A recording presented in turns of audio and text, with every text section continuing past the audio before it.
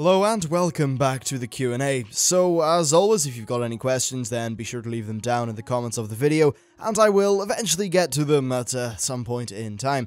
Now then, time to rush on to today's questions. So first of all, there's a question from Will Howlcroft, who asked, while the majority of Azeroth's major peoples and armies are on Draenor, what do I think they will return to? So basically, once Draenor's done, what's going to be the state of the game on Azeroth? And that's actually a pretty good question, and it does tie into the whole sort of question of what the hell is the next expansion going to be? Well, first of all, I think it's important to note that not the majority of Azeroth's major peoples and armies are on Draenor. Yeah, sure, there's a lot of very important people, but still, the likes of Vol'jin, Varian, Jaina, etc., are all still on Azeroth. In fact, pretty much, yeah, actually, all of the faction leaders are still on Azeroth cleaning up after the lovely stuff that happened with Garrosh. So right now what's going on in Azeroth is just rebuilding and making things better. Hopefully that's going to include the Park District finally being fixed. Come on, Blizzard. But yeah, basically the various factions are recovering, recuperating, and chilling out a little bit, dealing with issues and matters on the home front. The question is, though, by the time we're done in Draenor, what's going to happen? Because, of course, it is a game, things need to happen, and something interesting will probably happen when we pop back from Draenor. So really, there are two different things that could happen. First of all, there is the whole idea of Queen Ashara and all that stuff. That's a plot line that has been brewing for quite a while, so it just makes sense that they will eventually talk about that. We've got an unresolved plot line with Neptulon, of course, there's the Ashara stuff. Then, just in general, there's the Goblin hometown, home island even, all the various things that could be going on in the South Seas. You've got Kul Tiras, many different zones. Really a great depth of content. So, if they were going to go there, we'd probably come back to see Azeroth under some sort of attack from the sea, or, I don't know, attack from something. It could be maybe Ashara trying to have a chat with the Burning Legion again, maybe? Hard to know if that'll happen or not. But certainly she's a big threat, so something could happen there.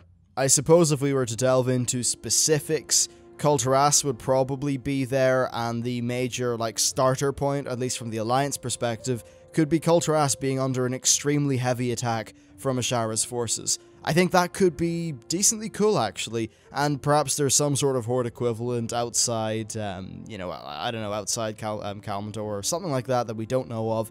But, yeah, mainly I think something involving Kul Tiras that's big, that really propels that faction into the game, would be pretty cool. Now, in terms of what I would rather have, well, we've got the Burning Legion coming. Of course, that's something that we've thought would happen for quite a while. The story's really been leading up to it. There's been lots of hints and things like that dropped throughout the past few expansions, with perhaps the most notable one being Rathian pretty much saying, hey, the Legion are coming, and yeah, watch out, I'm going to do my kind of sociopathic Earthwarden stuff and manipulate you all so that we can hopefully not end up getting killed. Yeah, I like Rathian, by the way. I like characters who are willing to play both sides and will kind of dick people over to really get what they want. So Rathian's pretty cool. And I'd imagine that maybe in the next expansion, Rathian will start chatting about the Burning Legion, he'll warn of some attack, then said attack will happen, and that will propel us into the next expansion. Now, in terms of specifics of a Burning Legion attack, well, it's really hard to know. They could, I think, do a really cool world event with the Legion, raining in from the sky, attacking some of our major cities. I think really doing something similar to one of the older world events would be extremely cool. But failing that, I guess someone else could run through the Dark Portal and attack us, right? No, maybe not. Hey, perhaps they could even make a new portal to some new demon realm, or perhaps they could even have the end of the Ashara expansion. Yeah, they could have the end of the Ashara expansion result in us kind of messing up and a giant portal being made, and then the Legion in the next expansion coming through that. I think that would be pretty cool. So yeah, that's what's going on with the Burning Legion. Of course, Aurelion and Turelion could also be involved with that, and in terms of the state of Azeroth when we come home, really, it should be fine. It's just that it would be about to be completely wrecked by whatever force is coming, because it doesn't make much sense for us to hop off over to Draenor and then come home to find out that the Alliance and Horde War has restarted again randomly, and, that lots of bad stuff's happened, because that just doesn't make sense for any faction Azeroth should be, I'd say, a bit more idyllic than it ever has been in at least the last 10 years when we come back.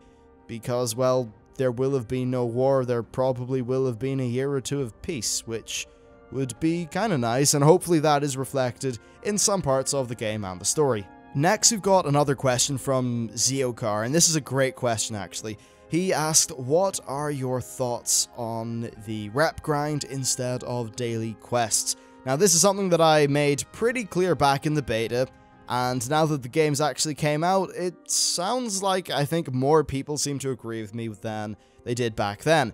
When I did a video on this, actually, it was, I think, the highest dislike to like ratio I ever had. I think like 40% of people disliked it or something, because basically I said in that video that, listen, every single Draenor reputation is a mob grind. It would be better to have maybe a mixture of mob grinding and then also throw in a few daily quests or things like that. Because, of course, with reps not having anything like, say, profession materials or epics, you know, locked behind them, then it's okay to have daily quests. In 5.0, daily quests were not the problem. The problem was that people thought that they really needed to do those dailies every day on every character because there was access to epic loot behind those dailies. That was the problem. And now, that said, there was still too many dailies in 5.0 in that the content was really just too samey overall. Still though, as for my thoughts on the current situation in Warlords of Draenor, I think it's really in a just terrible state. Compare it to the Burning Crusade, compare it to Wrath of the Lich King, hell, even compare it to Cataclysm. There's no interesting, I mean, yeah, there's interesting rewards behind these, you know, reputations, but there's no interesting gameplay to get those rewards. I'm sure many people remember things like, say, Netherwing, the Sha'tari Skyguard, you know, doing stuff in Northrend, and just all those various sort of fun things. Hell, even the Cloud Serpent people, they weren't that bad, and the reason why a lot of those weren't that bad is because you went there to do some dailies, and it was completely of your own accord because you wanted a shiny, not because you wanted a bit of loot that you felt like you needed to get. There's a clear kind of game design difference there. I'm absolutely against anything similar to 5.0 and, you know, putting epics behind daily quests and all that stuff, but for Warlords of Draenor, I think that this has just resulted in us having less content than we possibly could have had. You know, what if the Council of Exarchs had... Actually, no, they're a terrible example. What if the Sha'tari Skyguard people, whatever the hell they're called, Sha'tari Defense, that's it. What if they had some quests and maybe an interesting story associated with them? Perhaps every time you got, I don't know, 4,000 or 5,000 or 6,000 rep with them, you'd unlock a new story quest, and at the very end you could get some big epic storyline thingy. A little bit like, hell, the Golden Lotus stuff. I mean, the Golden Lotus rep drove me up the wall because I really wanted to do it to get some of the leatherworking stuff behind it, but as a rep, I mean, sure, some of the quests were a bit boring, but the whole story progression thing that you got every time you got a new level of rep was pretty cool. So maybe a version like that that would give you even more sort of story quests per rep gained would be kind of cool. But no, as it stands, we get rep with those people by grinding mobs. And also, do note that when I say I wouldn't mind some daily quests and structure with a few of these reputations, it's not me saying that I want only daily quests. I am fine with there being repeatable turn-in items, or perhaps even having mobs give reputation for a faction. That's fine, it's player choice, it's freedom. Having a bit of everything is not a bad thing. And, well, with reps and Warlords of Draenor, they've just given us mob grinds only. Sure, the Steamweedle Cartel is kind of not a mob grind, but really it's just repeatable quests. It's not particularly interesting either. Also, the number of reputations in Warlords of Draenor is quite a bit smaller than it has been in past expansions. That is indeed very unfortunate. Also, I definitely think that they could have done more with some of the mount things. Look, okay, the Fey Dragon, I get it that it was a store mount, but come on, the Dracorium is sitting there in Shadowmoon Valley. Surely we should just be able to wrap up with the Dracorium, do some cool quests, maybe get a little baby Fey Dragon, and grow it up into an adult one. That sounds like fun gameplay. Maybe the Horde could have a similar thing for the Rylak mount that ended up being the Sky Reaver thing. I don't know, that stuff's kind of unfortunate, and I certainly hope that once flying is unlocked in Draenor, the Blizzard do give us a way of earning some of those cool flying mounts, you know, via in-game means, because they are the mounts of Draenor, and it makes sense that there should be some sort of reputation to get them, rather than them just being in the store.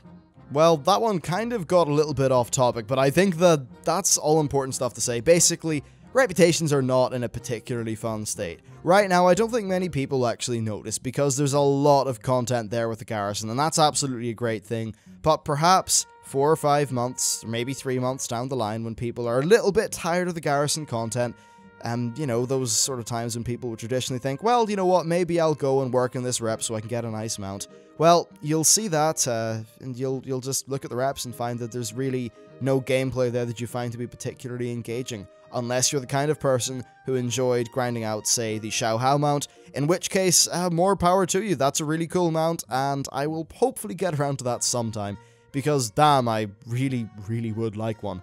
It's pretty. Anyway, that's basically it for today's Q&A. As I said, leave any questions that you have down in the description. Questions that could lead to a nice long discussion, actually like the two in this video, are really the perfect kind of question. There are a few shorter questions that I've got, and I'll probably just save them up and answer them quick fire in a Q&A sometime in the future. Anyway, that's it for this video. Thank you very much for watching, hope you enjoyed it, and I will see you next time.